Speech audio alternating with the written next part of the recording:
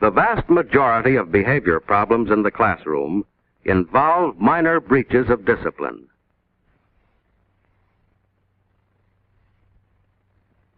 These incidents frequently originate in the classroom situation itself and are within the control of the teacher.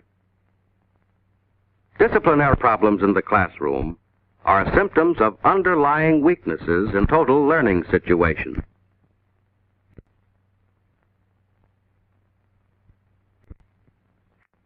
Mr. Grimes, mathematics teacher, is displeased with the progress of his 9th grade class in mathematics. You see what low grade you made on your weekly mathematics test? More than half of you failed. Most of those who passed just got by. Nobody had 100%. This is the poorest class I've had in a long, long time. Most of you have no foundation at all. Now, the trouble's with your attitude. You don't pay enough attention in class. You don't do enough work outside of it. You don't know what the word study means. You haven't the slightest idea. Don't you realize that mathematics is an important subject? I tell you right now that unless you get over your lazy habits and come up to the standards I've set for this class, many of you will have the pleasure of repeating this course next semester. Oh, what is it? A note from Dr. Williams.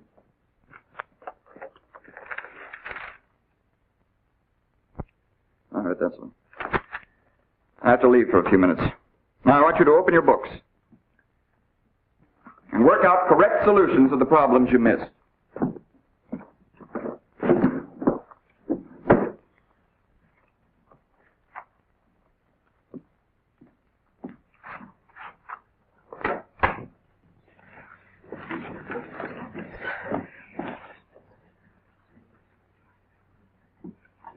I can't make any sense out of this. I might as well quit.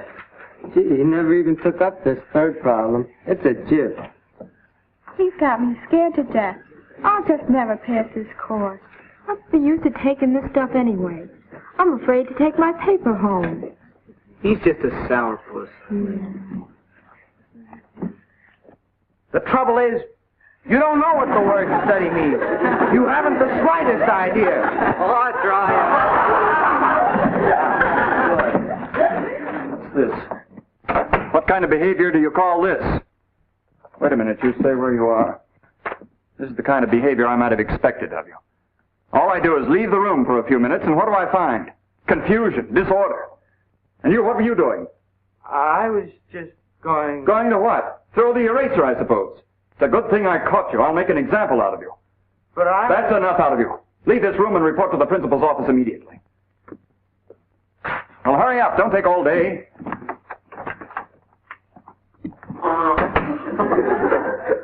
Who did that?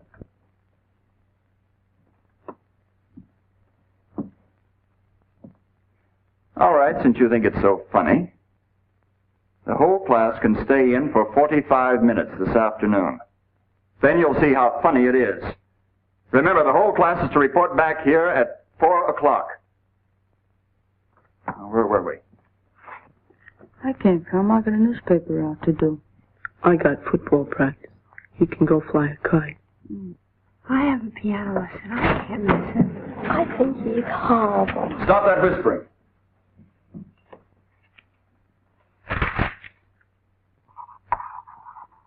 Mr. Grimes did not have a happy time of the week.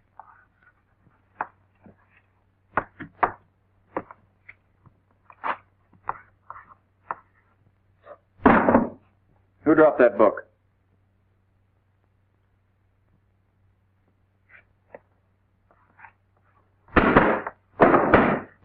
All right, I'll wait till you're quiet.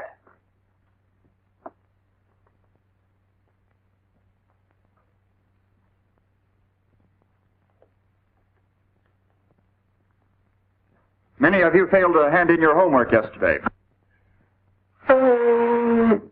Now, you know that... What is this? Stop that noise. 2 detentions. 3 detentions. Leave this room and don't come back until you're ready to apologize to me.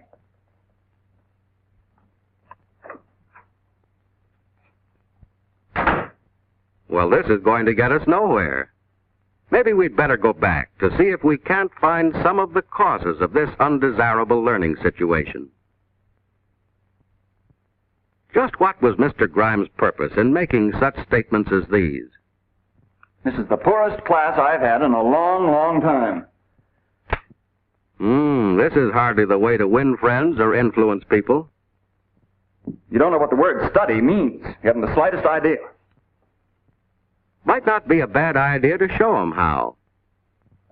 I tell you right now that unless you get over your lazy habits and come up to the standards I have set for this class, many of you will have the pleasure of repeating this course next semester. What kind of motivation is this? To what does it lead? The trouble is, you don't know what the word study means. You haven't the slightest idea. This reaction is the answer. It was the result of Mr. Grimes' provocative remarks. Now take this. It's a good thing I caught you. I'll make an example out of you. Oh, come now, Mr. Grimes. By taking it out on the boy, aren't you covering up a symptom of your own deficiency?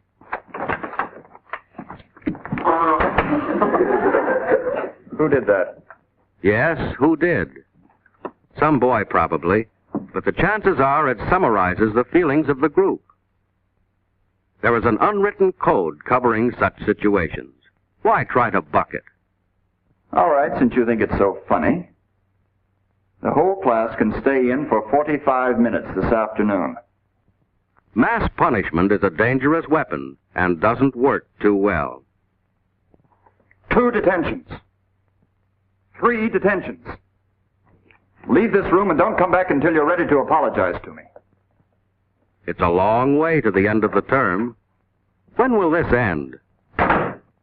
Thus, what should have developed into a sequence of pleasant and valuable learning experiences had deteriorated into a series of disagreeable and injurious personal tensions.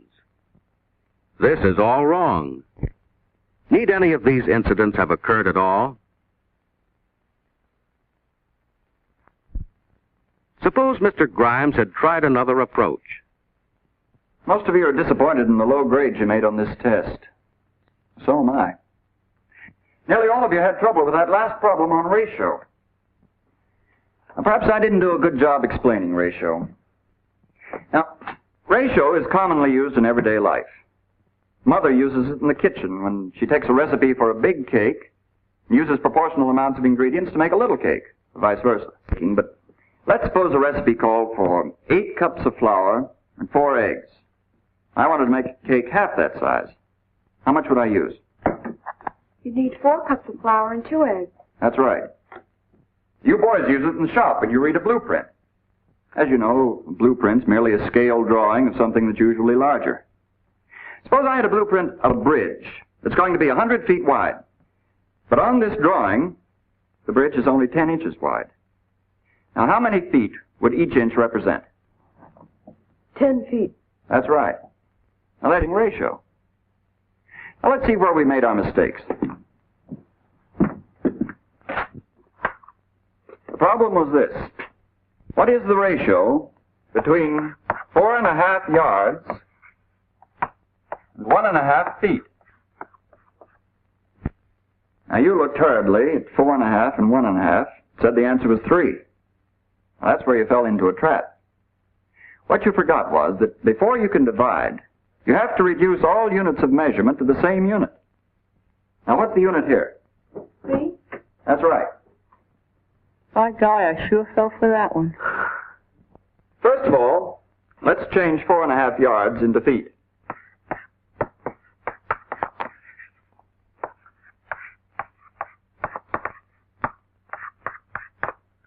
That gives us 13.5 feet. And now we can divide 13.5 feet by 1.5 feet.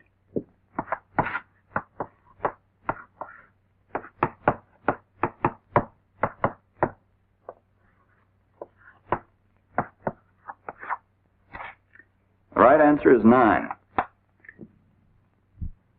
Wow, I see where I made my mistake. Now, I want you to look over your papers very carefully and see where you made your mistakes. I'll come down the aisles, and if there are any questions, don't hesitate to ask me. Yes? No, from Dr. Williams. All right, thank you.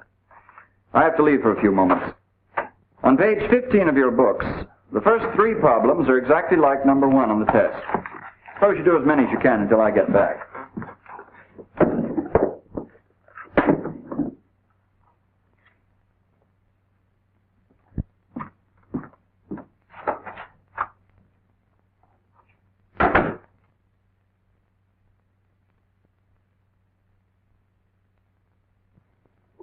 I get the idea now. I sure messed up my test paper. I'm glad he's going over these questions. I'd never make head or tail out of them otherwise. You know, I'm beginning to get some sense out of this. I hope I do better next time. I'd hate to bring another paper like this home. The way he explains it, it doesn't seem too hard. Oh, come on, cut it out. I want to do these problems. Oh, let's have some fun while Mr. Grimes is out. Who wants to do these old problems anyway?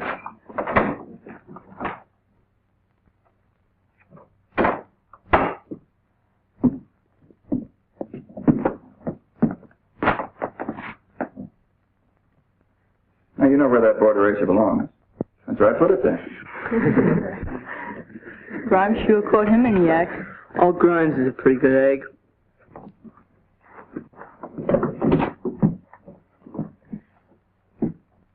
That's more like it.